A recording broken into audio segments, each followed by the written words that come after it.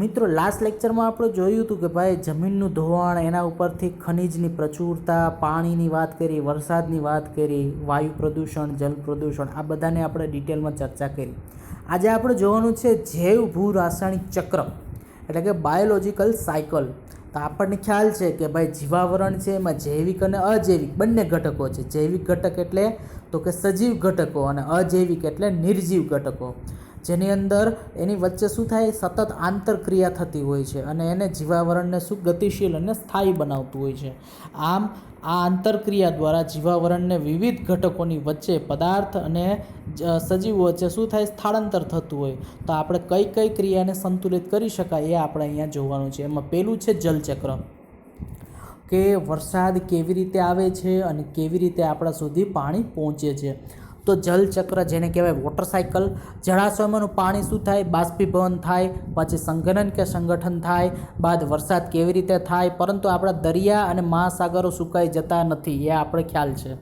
તો એ પાણી છે ફરી પાછું જળાશયમાં પાછું આવે છે. આ પૂર્ણ પ્રક્રિયા જેમાં પાણીમાંથી પાણીની બાષ્પ બને, વરસાદના સ્વરૂપમાં પૃથ્વીની સપાટી ઉપર પાછું આવે, ફરી પાછું એ નદીઓ દ્વારા સમુદ્રમાં પહોંચે. આ આખી પ્રક્રિયા છે એને કહેવાય જલચક્ર.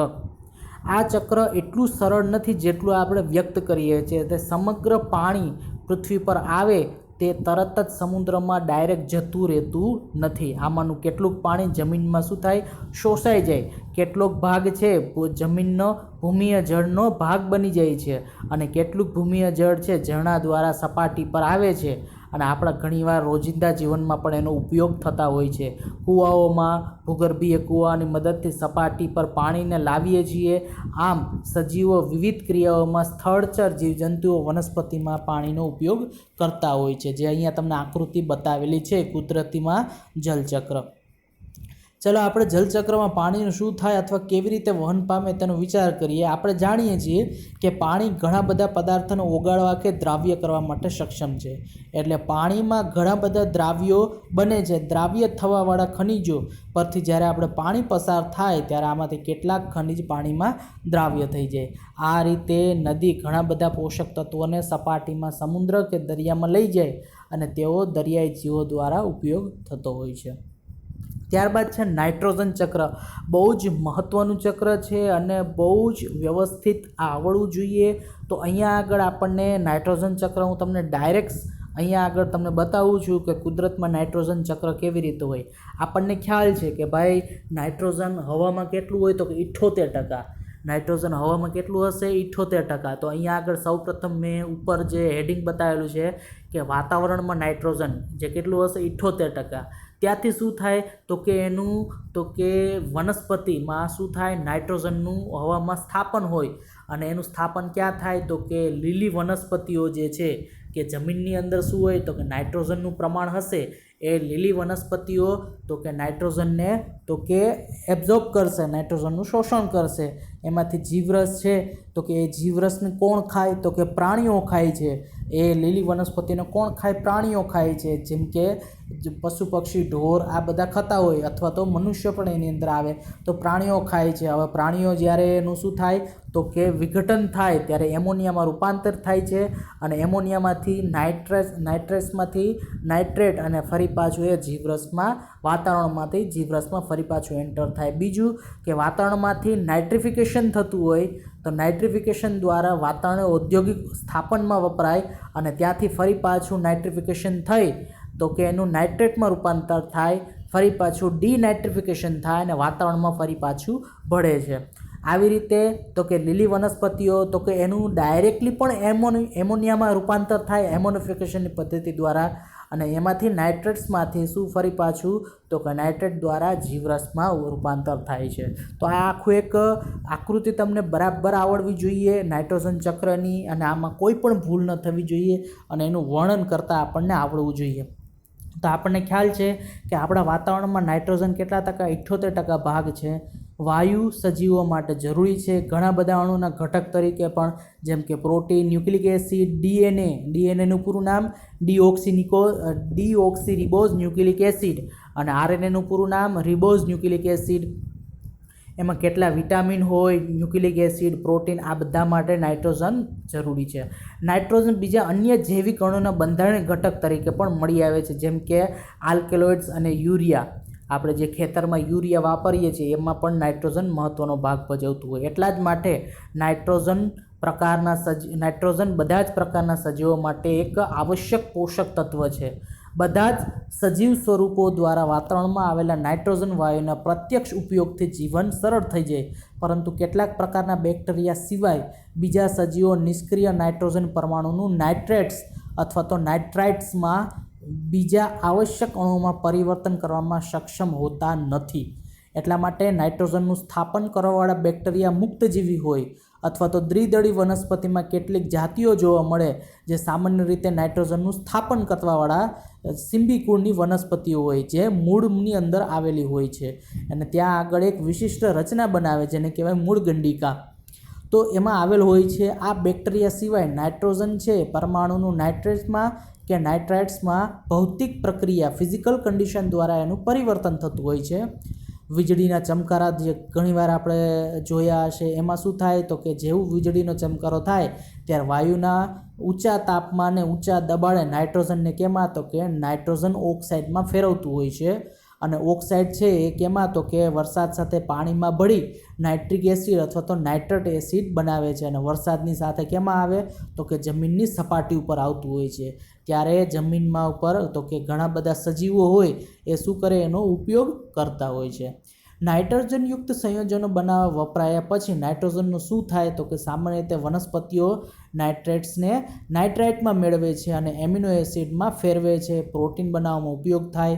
પ્રાણી કે વનસ્પતિ જ્યારે મૃત્યુ પામે ત્યારે એનું માટીમાં જ એનું શું થાય તો કે રહેલા અન્ય બેક્ટેરિયા દ્વારા વિવિધ સંયોજનો દ્વારા નાઇટ્રોજનનું નાઇટ્રેટ્સ અને નાઇટ્રાઇટમાં પરિવર્તન થતું હોય છે. તો ફરી પાછું એનું તો કે ડીનાઇટ્રિફિકેશન થઈ ફરી પાછું વાતાવરણમાં એ તો કે આવી રીતે એનું ચક્ર ચાલ્યા કરતું હોય છે. તો આ ચક્ર તમારે ખાસ યાદ રાખવાનું છે અને તમારા હોમવર્કની અંદર પણ નાઇટ્રોજન ચક્ર તમારે 2 વખત લખી અને આકૃતિ સહિત જે ડાયાગ્રામ છે એ ડાયાગ્રામ સહિત આખું લખાણ 2 વખત લખવાનું છે. જેટલા પણ ચક્ર છે બધા ચક્ર 2 વખત લખી અને મોકલાવાના છે. ત્યારબાદ આવે છે કાર્બન ચક્ર. તો આપણને ખ્યાલ છે કે હવામાં વાતાવરણમાં CO2 વાયુ રહેલો હોય છે, જે કેટલો છે તો કે માત્ર 0.02%. કેટલો છે? માત્ર 0.02% છે. એમાંથી શું થાય તો કે કાર્બનિક સંયોજનો. વનસ્પતિ શું બનાવે તો કે કાર્બનિક સંયોજનો, મતલબ કે ગ્લુકોઝને શું કહેવાય? કાર્બનિક સંયોજનો કહેવાય. ગ્લુકોઝનું અણુસૂત્ર છે C6H12O6. ઓકે, તો એ કાર્બનિક સંયોજન છે જેની અંદર કાર્બન જોવા મળે છે. તો એ શું કરે? જેના દ્વારા એ ખોરાક તૈયાર કરે, ગ્લુકોઝનું નિર્માણ કરે. અને એ ખોરાક તરીકે તો કે કોણ તો કે કાર્બનિક સંયોજનનો ઉપયોગ કોણ કરે છે તો કે પ્રાણીઓમાં બધા આવી જાય. બરાબર, પ્રાણીઓની અંદર મનુષ્યથી માંડી અને કીટક, પશુ પક્ષી બધા આવી જાય. હવે એનું શું થાય તો કે કાર્બનિક સંયોજનો છે એ શ્વસન કરે. શ્વસન દ્વારા શું થાય? આપણે શું કરીએ તો કે ઓક્સિજન લઈએ છીએ અને કાર્બન ડાયોક્સાઇડ શું કરીએ છીએ? બહાર કાઢીએ છીએ. હવે જે બહાર કાર્બન ડાયોક્સાઇડ જાય ફરી પાછું શું થાય તો કે શ્વસન અથવા તો વિઘટન. માણસ મરી જાય અથવા તો દાટી દઈએ તે ત્યારે ફરી પાછું શું થાય તો કે કાર્બન ઉત્સર્જિત કરતો હોય તો કાર્બન ફરી પાછું હવામાં ભળી અને કાર્બન ડાયોક્સાઇડ બનાવે.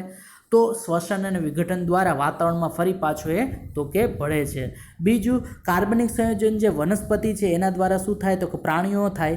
અને પ્રાણીઓ માનવીઓ આપણે દાટી દઈએ છીએ અથવા તો ઘણા લાંબા સમય સુધી એ દટાઈ રહી છે તો પેટ્રોલિયમના રૂપમાં પણ એ રૂપાંતરિત થાય છે, અથવા તો અકાર્બનિક કાર્બોનેટ અથવા તો કાર્બોનેટના સ્વરૂપમાં પણ એ ચૂનાના પથ્થર જે આપણે કહીએ છીએ કાર્બોનેટમાં, એમાં પણ એ રૂપાંતર થઈ જતું હોય છે. ત્યારબાદ જે આપણા હાડકાં છે, હાડકાં પણ કેના? કાર્બોનેટના બનેલા હોય છે. સખત અકાર્બનિકમાં બની જતા હોય છે. ત્યારબાદ કાર્બનિક સંયોજનો જે છે વનસ્પતિ, એમાંથી આપણે કોલસોમાં પણ રૂપાંતરિત થતું હોય છે. અને કોલસો છે જ્યારે આપણે એનું દહન કરીએ ત્યારે તો કે કોલસામાંથી કાર્બન ઉત્સર્જિત થતો હોય ને હવા સાથે પ્રક્રિયા ઓક્સિજન સાથે કરે એટલે કાર્બન ડાયોક્સાઇડ ફરી પાછો વાતાવરણમાં પણ એન્ટર થતો હોય છે. અને લાસ્ટ તો કે વાતાવરણમાંનો જે કાર્બન છે એ પાણીમાં કાર્બોનેટ સ્વરૂપે થાય અને ચૂનાનો પથ્થર આપણે જે મળે છે જમીનમાંથી ચૂનાનો પથ્થર એની અંદર પણ શું થાય તો કે વાતાવરણમાંનો જે CO2 છે એ તો કે પાણીમાં કાર્બોનેટ સ્વરૂપે મળી અને એની સાથે શું ચૂનાનો પથ્થર બનાવતું હોય. તો આવી રીતે કુદરતમાં કાર્બન ચક્ર છે એ કન્ટિન્યુઅસ ચાલ્યા કરતું હોય છે. ઓકે, તો કાર્બન ચક્ર પણ તમારે લખી અને 2 વખત મોકલાવાનું છે. બંને ચક્ર છે પરીક્ષામાં કોઈ પણ 2માંથી એક ફરજિયાત હશે એટલે તમારે યાદ રાખવાનું છે. ત્યારબાદ છે ગ્રીન હાઉસ અસર, ગ્રીન હાઉસ ઇફેક્ટ જેને કહેવામાં આવે છે. હવે કાચની શીશી દ્વારા ઉષ્માને રોકવાના કારણે શીશીના અંદરનું તાપમાન છે બહારના તાપમાન કરતાં વધી જાય અને ઠંડા વાતાવરણમાં ઉષ્ણીય કટિબંધ વનસ્પતિને ગરમ રાખવા માટે આવરણ બનાવવાની ક્રિયામાં આ ઘટનાનો ઉપયોગ થયેલો હોય. આ પ્રકારના આવરણને ગ્રીન હાઉસ અસર કહેવામાં આવે છે. સિમ્પલ ઉદાહરણ આપું તમને, ખ્યાલ આ શીશીનું ઉદાહરણ કદાચ મગજમાં ન ઉતરે તો સિમ્પલ ઉદાહરણ કે દિવસ દરમિયાન શું થાય તો કે દિવસ દરમિયાન સૂર્યપ્રકાશ છે ક્યાં આવે છે તો કે જમીન ઉપર આવે છે, બરાબર. હવે જમીન પ્રમાણમાં શું થાય તો કે ગરમ થાય, બરાબર. આખા દિવસ દરમિયાન શું થાય ગરમ થતી હોય. હવે જેવો સૂર્યાસ્ત થાય, સૂર્ય ઢળી જાય ત્યારે શું થાય તો કે ઠંડીનું તાપમાન ચાલુ થઈ જાય છે. મતલબ કે ત્યાં સુધી જે જમીન હશે કેવી હશે, ગરમ હશે. હવે ગરમ જમીન હોય, જેટલા પણ ગરમ અણુઓ હશે જમીન ઉપરના જેટલા પણ અણુઓ હશે એ પોતાનામાંથી શું કરે તો કે તરંગો ઉત્સર્જે છે, કોઈ પણ વિકિરણ ઉત્સર્જે છે. હવે એ વિકિરણ છે, બરાબર, એ વાતાવરણને લીધે પૃથ્વીની બહાર જઈ શકતા નથી. એટલે એ વિકિરણનું શું થાય પરાવર્તન થઈ જાય, ફરી પાછું વાતાવરણને લીધે પરાવર્તન થાય અને ફરી પાછું એ ક્યાં આવે પૃથ્વી ઉપર જ આવે. આમ પૃથ્વી ઉપર છે એ શું થાય તાપમાન જળવાઈ રહેતું હોય. એટલે ગ્રીન હાઉસ અસર છે એ પૃથ્વી માટે સારું છે, પણ અત્યારે જે ગ્રીન હાઉસ અસર છે, ગ્રીન હાઉસ ઇફેક્ટ છે એ આપણા માટે કેવી છે તો કે ભયજનક છે. શા માટે તો કે દિવસે ને દિવસે પ્રદૂષણ વધતું જાય અને પ્રદૂષણ વધવાને લીધે તાપમાનમાં કન્ટિન્યુઅસ વધારો થતો જાય. જો ગ્રીન હાઉસ અસર ન હોત તો પૃથ્વી ઠંડી પડી જાત, પણ એવું થતું નથી. શા માટે તો કે ગ્રીન હાઉસ અસરને લીધે પૃથ્વી છે એનું પોતાનું તાપમાન છે એ જળવાઈ રહેતું હોય છે, જેને લીધે શું થાય તો કે આપણે જીવી શકીએ છીએ. જો ગ્રીન હાઉસ અસર ન હોત તો આપણે પૃથ્વી છે એ ઠંડી પડી જાય. પણ અત્યારે જે ગ્રીન હાઉસ અસર છે એ આપણી સમસ્યા બની ગઈ છે. શા માટે તો કે જેમ જેમ પ્રદૂષણ વધતું જાય એમ ગ્રીન હાઉસ અસર વધતી જાય, જેને લીધે તાપમાનમાં કન્ટિન્યુઅસ વધારો થતો જાય છે. જે તાપમાન આપણે શરૂઆતના દિવસોમાં જ્યારે 21મી સદીની શરૂઆત હતી ત્યારે તાપમાન જે 30-35 જેવું મળતું હતું એ અત્યારે 40-45ની આજુબાજુ આપણે પહોંચી ગયું છે. એનો મતલબ કે તાપમાનમાં ઘણો ખરો વધારો થઈ ગયો છે. આમ કેટલાક વાયુઓ પૃથ્વીમાંથી ઉષ્માને પૃથ્વીની બહાર વાતાવરણમાં જતાં રોકે છે. વાતાવરણમાં આવેલા આ પ્રકારના વાયુઓનો વધારો સમગ્ર વિશ્વના સરેરાશ તાપમાનને શું કરે વધારે છે અને આ પ્રકારની અસરને શું કહેવાય ગ્રીન હાઉસ અસર કહેવામાં આવે છે. ત્યારબાદ છે ઓક્સિજન ચક્ર.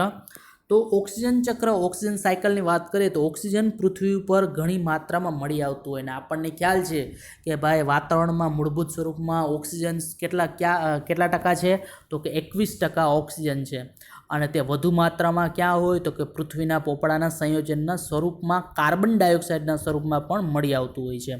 હવે પૃથ્વીના પોપડામાં ઓક્સિજન ધાતુઓ અને સિલિકોનના ઓક્સાઇડ સ્વરૂપે આપણને મળે છે. જૈવિક અણુ જેવા કે કાર્બોદિત, પ્રોટીન, ન્યુક્લિક એસિડ, ચરબી, લિપિડ એનું પણ એક આવશ્યક ઘટક હોય છે. પરંતુ જ્યારે આપણે ઓક્સિજન ચક્રની બાબતમાં વાત કરીએ ત્યારે મુખ્યત્વે તે ચક્રને નિર્દેશિત કરતું હોય.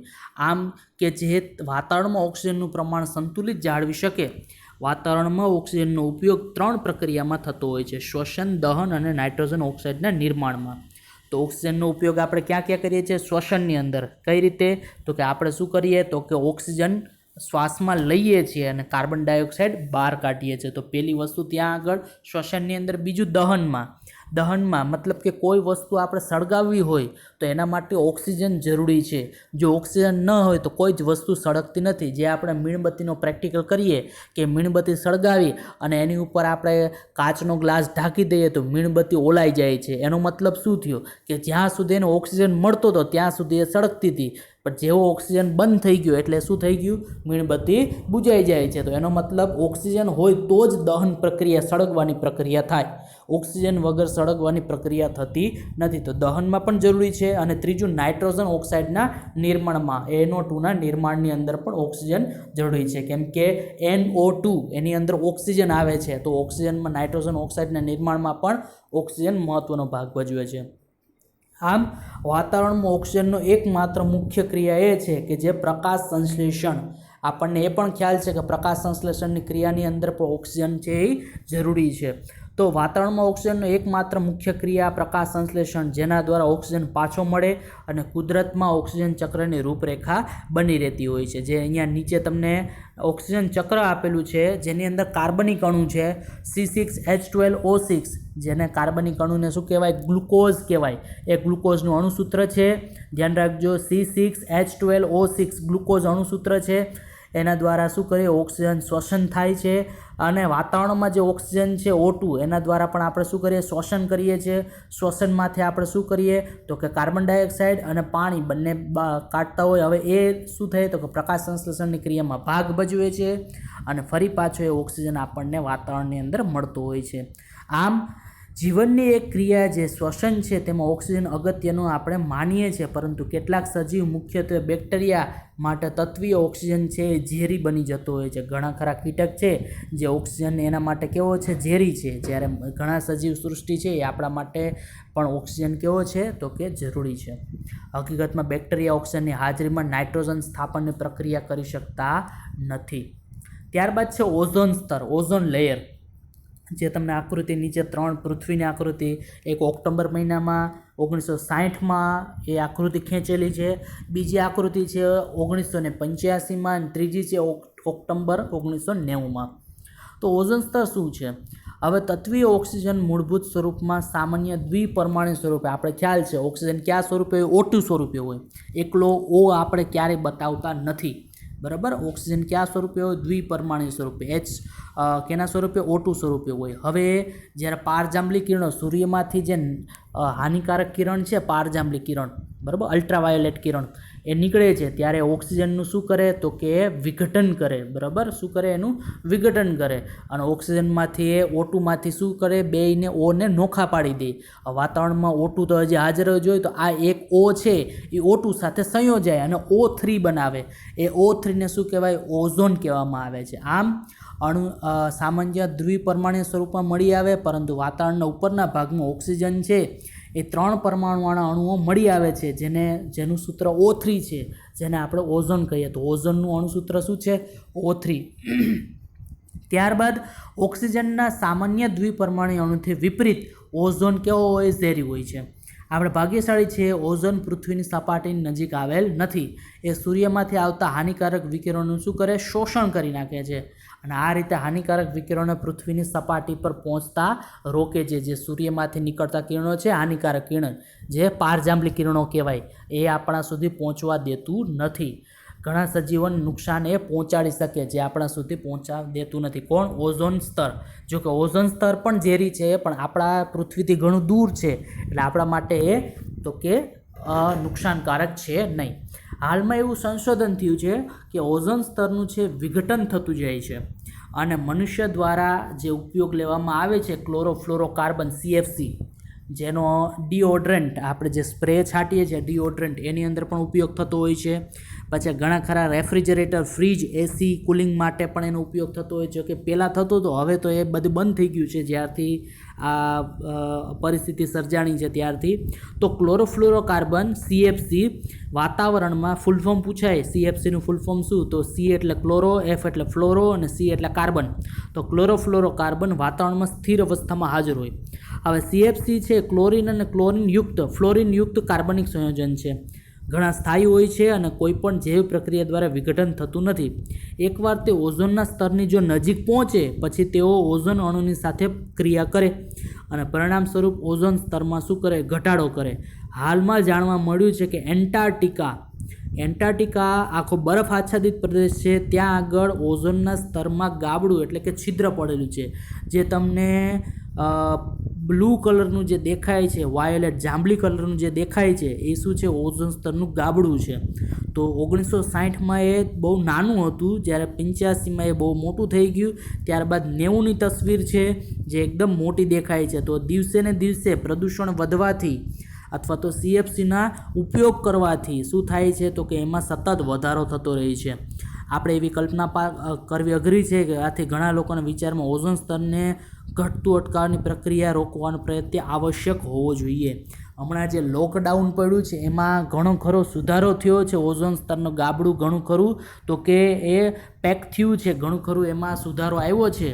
ઓકે, તો એ કેના લીધે થયું છે? કે જેના લીધે લોકડાઉનમાં તો કે અવર જવર વાહનોનું પ્લસ ઇન્ડસ્ટ્રીયલ એરિયા બંધ હતા, વાહનોનું બંધ હતા, ઘણા બધી જે CO2 વાયુ જે ઉત્સર્જિત થતા હોય, CFC વાયુ જે ઉત્સર્જિત થતા હોય, SO2 વાયુ જે ઉત્સર્જિત થતા હોય, એમાં ઘણો ખરો ઘટાડો થવાને લીધે ઓઝોન સ્તરના જે ગાબડું છે એમાં સુધારો થયો છે. તો એ સુધારો થવો આવશ્યક છે, નકર ઘણી વખત આપણને ઘણા ખરા રોગ થવાની પણ શક્યતા રહી છે, જેમ કે ચામડી કાળી પડવી, ચામડીના કેન્સર, એ બધું પારજાંબલી કિરણો જો સૂર્યમાંથી નીકળી અને આપણા સુધી પહોંચે તો આવી બધી ઘટનાઓ થઈ શકે. તો એને રોકવા માટે ઓઝોન સ્તર છે એ અનિવાર્ય છે.